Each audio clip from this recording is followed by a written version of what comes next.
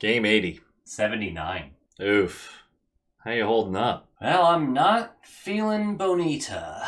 Same. What are we even doing here, man? Playing hockey? For what? To win? I do love winning. To not lose? I do hate to lose. You guys don't even know what you're playing for. Who are... Just a regular guy who likes hockey. So what are we playing for, smart guy? For fun. For fun? Yeah, for fun.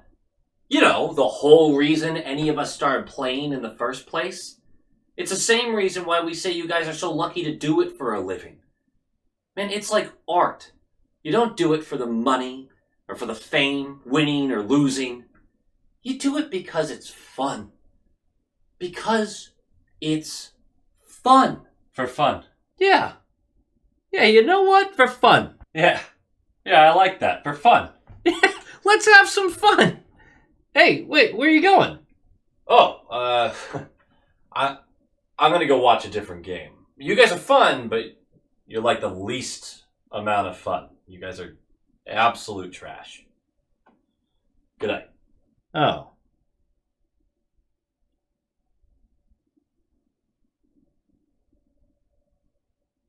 Well, that wasn't very fun. Low quality fans of a high quality Bruins franchise. Yeah, sure. Yeah, not a dub. Not a dub to the Blackhawks. That team sucks. Oh, gosh. No, it's fine. It is fine because as much as you enjoy the Devils win and enjoy the Canes win, we have a built-in laissez-faire attitude about losses to anyone at this stage of the season. Because, I don't know if you know this, bad news, we're eliminated from the playoffs, boys. So we're keeping the pick as high as possible. Really, outside of that 2-minute stretch there, gosh, there's a lot to actually like about this game. And I'm trying not to overanalyze because these games are so wonky. And the perfect example being the Buffalo Sabres, not to pick on them, but every single year they have a bunch of wins at the final third of the season. Everyone's like, oh, the Sabres are coming back, and then they don't. So these game results usually don't tell you a lot about what the team's going to be next year. Because I think these games also matter very differently depending on which player you're talking to on the team. And no one's going to admit it. Right? Like, no one's actually going to say, I frankly could not give less of a crap. I just want to be golfing with my boys. But there are 100% some guys in there thinking it, and I frankly can't blame them that much. Because if you ain't going to win it, then, you know, you play to win, though. No, I think it's very easy for us to take these losses right now because who cares? Right? We've already come to terms with what the team is this year. We're hoping for better next year. There were some really nice signs of life with a couple of the young guns in this game that we'll talk about. But for the most part, you just like, comment, and subscribe. Nailed it. I don't think I said subscribe correctly. That's fine. Let's talk about this Blackhawks team. It's actually the second meeting of the year. I totally forgot about our first game with them.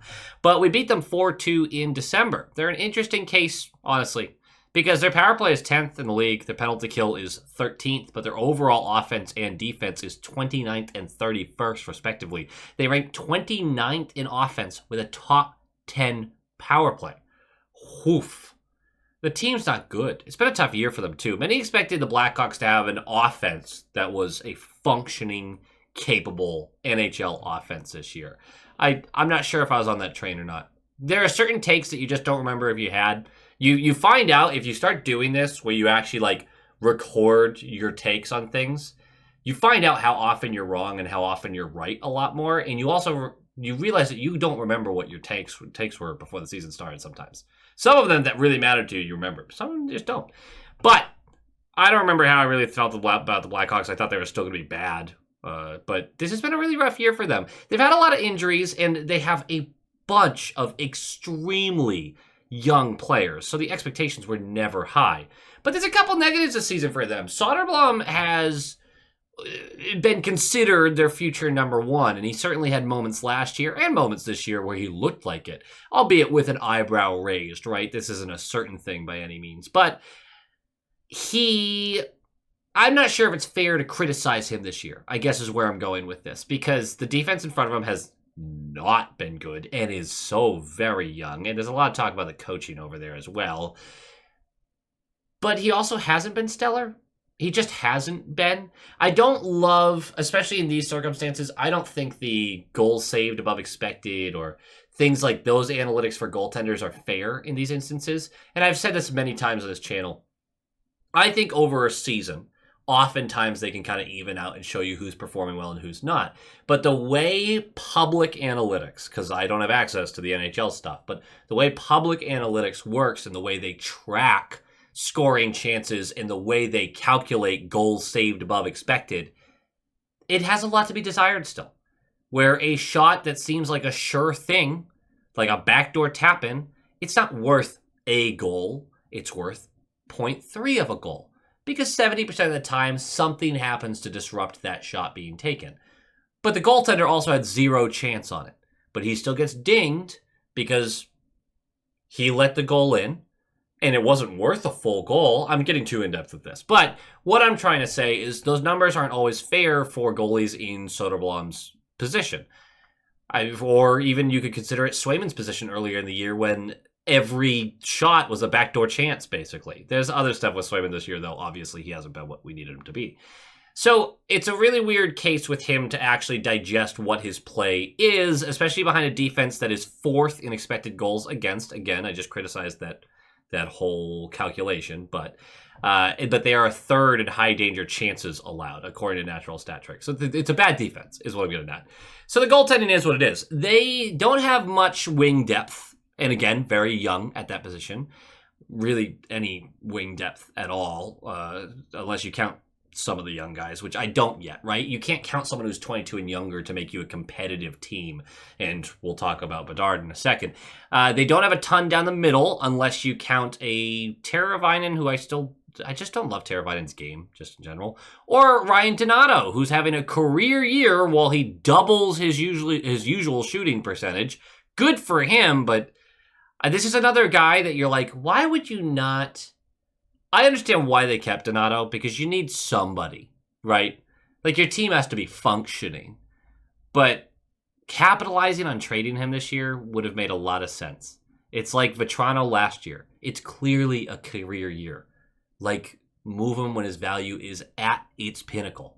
When they're not going to... It just doesn't make sense to hold on to them. Either way, so it's hard to really be like, hey, they have a lot down the wings, they have a lot down the middle. They just had improvements there that they looked they were supposed to be functioning, and again, had a bunch of injuries.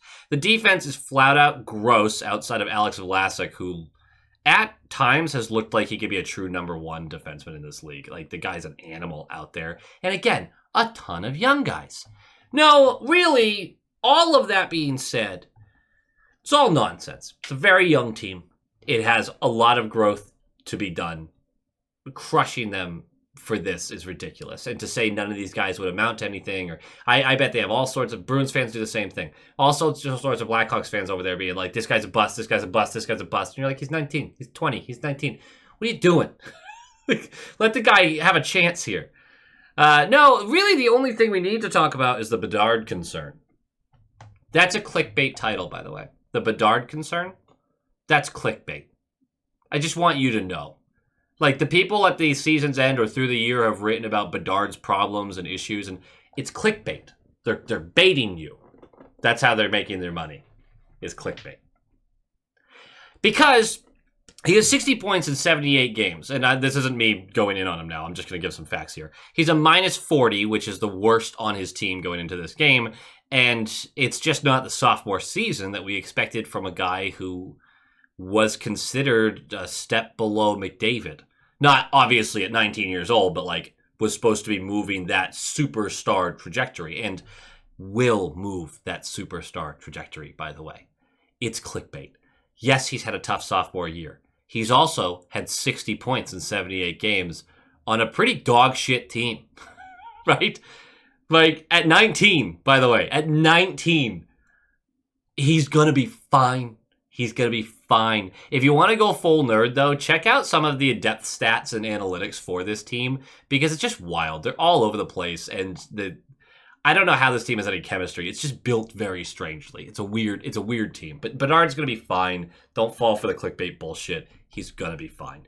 For the Bruins, our lineup will be Geeky, Lindholm, Pasta, Zaka, Middlestat, Liesel, Huznadinov, Minton, Riley Duran, Kepke, Beecher, Lauko, Mitchell, Yoki-Haru, Lorai, Peak, Callahan, Watherspoon, and Jeremy Swayman. I think I said Mitchell instead of Zadorov. I did. Zadorov was a game-time decision because, congratulations, Zadorov, on the birth of your son, Zlatan Ibrahimovic. No, Zlatan Zadorov is an awesome name. Dude's going to be a professional athlete. You have to be. And Zlatan is just, like, if I was going to have a kid, which I'm not, but if I was going to have a kid, Zlatan, ugh. He was one of my favorite soccer players, or football players, whatever. Don't get mad at me. Yeah, it was pretty great. Pretty great for him. And seriously, congratulations, Zadorov. But he was a game-time decision. He would play in this one. Mitchell will be scratched.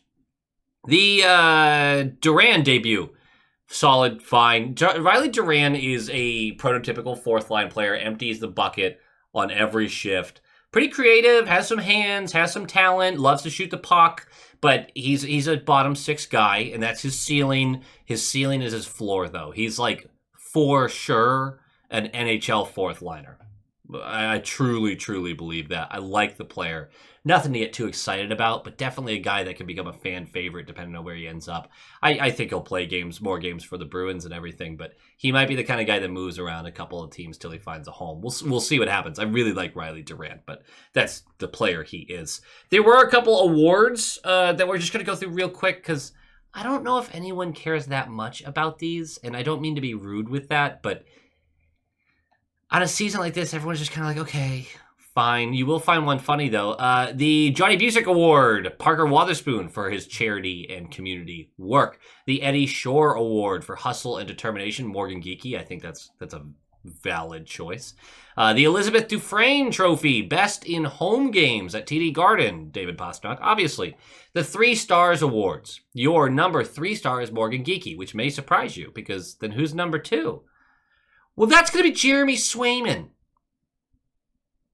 You know, I forget who chooses these awards. But that's probably a rough choice. And I don't like it because it's incorrect, right? It's just blatantly incorrect. You might not have 3 guys that you can truly give an award to, but Jeremy Swayman's not one of them. He's not one of them. You can't award this guy with anything. David Pasternak's the 1st star, by the way. No, it also sets Swayman up for exactly what he's getting right now, which is just blasted online on social medias. And I guess I'm sort of accidentally blasting him too. Jeremy Swayman doesn't deserve to be one of the 3 stars. I don't want to crap all over the guy, but come on, what are we doing? Like this has not been the season that Swayman wanted, especially with all the off-season drama and the getting started this year and the way the whole season's gone. I mean, you can say whatever you want about Jeremy Swayman. I believe that contract will age well. I think Swayman's going to be fine. I do. But you can't possibly look me in the eye and be like, yeah, this was a good season for him. Like, it just hasn't been. And you lose credibility when you try to, like, I like the player, so I'm going to ham-fistedness just put my opinion out there that it's a positive. No. And it's the same thing with, like, me and the Zadorov stuff. If through the past few weeks I have been sitting here just crapping on Zadorov, right? Just absolutely hammering him. I would lose credibility, right? Not that I have a lot of credibility anyway. I'm a fan. I'm not a journalist. I don't report like a journalist. It's something that I don't want to be. I'm just a fan. But you'd be sitting there and be like, you just don't like the guy. He's actually played really well for a few weeks now, and he has. And I know there's some people who feel that he's done well the whole season. I disagree with them, but at least in those cases, we can have a back and forth. But he's been objectively good. He's been objectively good for a few weeks. I think there'd be a hard argument to make against that. And if I just buckled down and decide I don't like the player, so I'm going to keep... Eventually, you guys would just tune me out and be like, this guy's an idiot. He just makes his mind up about a player and won't move off it. I don't like that stuff. I think you got to be flexible because we're wrong all the time with this stuff.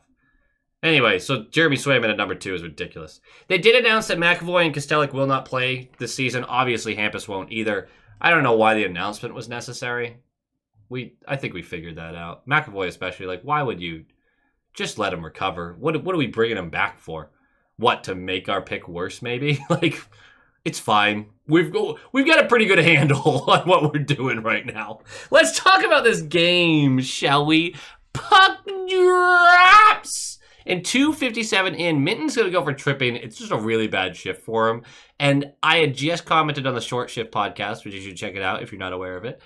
I just commented that he is unnoticeable through large stretches of the game like a defensive defenseman would be. He's very solid. He eliminates scoring threats, but you don't always see his number out there because he's just doing his job and nothing more. This game starts with him taking that penalty, and I'm like, man, I don't know how I feel about this kid yet. And I'm not making any firm judgments on Huznadinov, Minton, anyone like that until early next year when we get a few more games in and they're working through the system. This is unfair to completely judge them right now. Huznadinov's a little easier to judge, but Minton, he's had a couple of games. But I am kind of like, I don't love the way this is going. I really like a lot about his game, but he doesn't show up in your eyesight very often, and now he's making these mistakes, and we'll talk. We'll talk more about Minton. Really great kill, by the way, on that penalty kill. 6:51 in, Liesel strips Bertuzzi from behind as he skates along our blue line, breaks a 2-on-1 the other way. Now, I'm not going to act like he's some defensive savant and, oh my God, this defensive play. I do think he backchecks well. I do think that. He's not always as focused as he needs to be, but when he decides to, when he's back-checking with his skating, I think it's good. No, what I want to point out here is he never has a clear pass to Zacha, who's the other guy on the 2-on-1. And so he gets into the zone, he looks for it, doesn't have it, hard wrister, low glove, swallowed up by Soderblom. But, I mean, great. I am begging, and this middle stat Liesel Zacha line is rough for this because two of the players refused to shoot. Brick was actually talking about that during the game. Liesel's not afraid to shoot. He's like, hey, I have to force this play? Nah, I'll just get a puck to the net. Great! Awesome! Do that every time. Because if Liesel isn't finding the play, it's like Patra not finding the play. It's like Pastrnak not finding the play. Not at the same level, obviously. Pastra's way above that. But these guys who are very good at finding the outlet, at finding the next best option. It's one of their greatest assets. If they don't find it and they opt to shoot, I'm almost never going to be like, why did you shoot that? No, you didn't think you could make that play? Great, get the puck to the net. So relieved to see it. So relieved, especially because I don't want him deferring to the veteran players of this team. The veteran players are part of the reason that we are in the basement of the league. Shoot the fucking puck. Good work, Liesel. 9:21 left. Pasta flies in on the forecheck. Looks like the Hawks wanted a tripping call here because Kurashev does go flying over him. But it does free the puck up. Geeky collects it, feeds puck to Elias Lindholm in the slot, who fires. Puck glances off of Pastrnak and then top blocker. It looked like Soderblom was tracking this off of deflection, too. The guy was nuts tonight. Either way, it's 1-0. And I'm really fine because this was a scheduled win. You have the rest. You're playing one of the few teams that you might think are worse than you in the league. It was a scheduled win for the Bruins. I was totally fine with it. Yeah, we're going to fall to 5th rather than 4th, but I was totally fine with it. And it was a great goal. Did not expect this game to go the way it did. 3:22 left. Levshunov for hooking. We're going to the power play. Don't do anything with it. Second period starts. And second period's just another consistent period. I really liked a lot of what we were seeing. Sweeney's in the booth to start the second. He really doesn't say anything of interest, in my opinion, outside of he mentions that Sakko's done a good job. I think Sakko's been better the last 2 games. I genuinely believe that. But, no, I don't think Sakko's done a good job. I don't think so. Either way, I don't think Sweeney's bringing him back. I do think that there's going to be a real coaching search and a new coach. 4 minutes into the second period, a broken play leads to Middlestat receiving the puck all alone in front of Soderblom, and he is right in front of him. And he opts to try the extra pass to a well-covered Zacha, and no shot ever gets taken. Middlestat's starting to piss me off, man. I'm a little biased because I liked the acquisition in the trade because it made sense. A younger center that could play some 3C. And I'm not a huge Middlestat guy. I said that during the trade. I'm not a big Middlestat guy. He's really bugging me with a lot of his choices right now. But this is not a very structured team. So I want to give a lot of grace there. Either way, shoot the damn puck. Shoot it. 7:55 in. What a play by Foligno. I really... Look, Liesel turns it over. I get it. And it sounds like I'm defending my boy, because I really want Liesel to be something, and I really liked his game tonight. But Liesel tries to sauce this pass to the point. And it's like 18 inches off the ice. And Foligno, in full flight, smacks it down, bounces it off the wall to have it hop over Lorai's stick, and blows past Lorai for the breakaway. I mean, it was a damn good play by Foligno. Either way, Foligno's going to skate in and beat Swayman, low blocker. I don't love this from Swayman. It's a one-on-one. It's a breakaway, but I just want Swayman to have that one. It felt savable. 1-1. That's fine. It's fine. It's fine. Because again, even if we lose the game, who cares? Who cares? 9 minutes left. Another chance for Liesel as Zacha finds him across the slot for a one-timer. He doesn't get a lot on it, I don't think. I think he wants this up higher, but Soderblom manages to get the leg across. Soderblom was so good in this game, but the chances are coming. Liesel's had a lot of chances. I can't believe he still doesn't have his first NHL goal. It's nuts to me. 6:41 left. Middlestat for delay of game after clearing the puck over the boards. Middlestat was not good in this game, by the way. Neither was Zacha. Liesel was really on an island for a large portion of this game, at least offensively. They gave up a lot, too, on the defensive end, but that's not to be a surprising statement, considering Zacha and Middlestat both had bad games, and Liesel's not a great defender. 1:19 left of that penalty kill. Bedard with a blatant and dumb holding on Elias Lindholm. I have no idea why he did this. He takes weird penalties. 4v4 for 119 and then a short power play. With 6:29 left, our power play has started at this point, and Pasta decides to try to go through 3 players, and does. He just dekes through all 3 of them. Gets the in-tight chance on Soderblom. It's not enough room to really make a play, and the save is made, but the guy just hates losing. He really does. I'm so impressed with Pasta right now. How could you not be? But man, he's just been on fire. 1:05 left of the period. It's a bad turnover by the Hawks as they try to exit the zone. Leads to Minton on the breakaway. Tries to open the legs, goes 5-hole. Soderblom's not having it. Another big save. There's a lot of chances in this game, especially by the youth of the team, that, I mean, the goalie just came up bigger over and over again. And then the third period happens. And I gotta say, I was bummed the way this happened because I was enjoying the hell out of this hockey game. I really was. Tightly contested, a little sloppy, but there's just a lot to like about the structure and some things happening, and it just falls apart so fast. 3:14 in, tie game, third period, 3:14 in. And it's just Lorai being so slow to react. Rinzel skates over the blue line on the right side. Lorai is backing up, giving him all the room in the world. Rinzel decides to cut across the top of the slot over to the right side into that right circle. Jokiharju then has to take his stance from the front of the net and go attack that player, because otherwise he just gets a free shot and Jokiharju is basically screening Swayman. What happens here, though, is Kurashev fills in for where Jokiharju was. And instead of Lorai covering Kurashev, he just stays on his left side.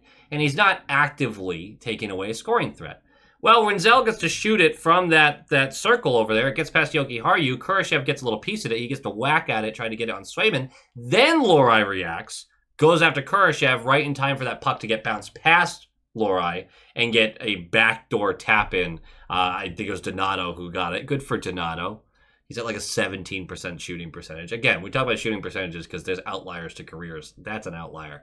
But it's 2-1. And Lorai, again, it doesn't look right between me, man. There's something.